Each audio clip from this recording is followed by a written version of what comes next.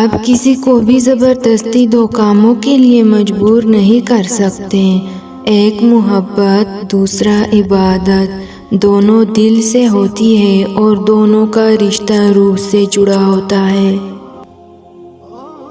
یہ دنیا بھی کتنی عجیب ہے، ایماندار کو بے وقوف، بے ایمان کو عقل مند اور بے حیا کو خوبصورت کہتے ہیں۔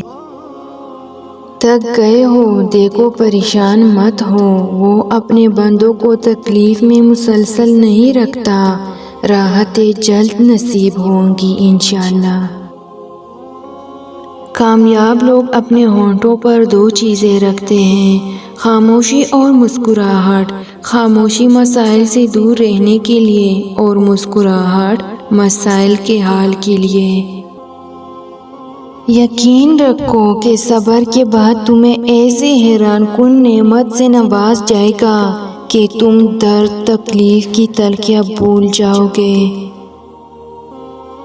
خوش قسمت ہے وہ انسان جس کے لیے کوئی روئے، بد قسمت ہے وہ شخص جس کی وجہ سے کوئی روئے۔ اگر تم اس وقت مسکرا سکتے ہو جب تم پوری طرح ٹوٹ چکے ہو، تو یقین جانو دنیا میں تمہیں کبھی کوئی نہیں توڑ سکتا۔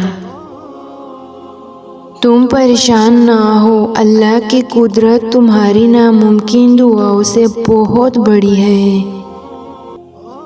اللہ ان دعاؤں کو کبھی رد نہیں کرتا جو بے انتہا صبر کے ساتھ بار بار مانگی گئی ہو۔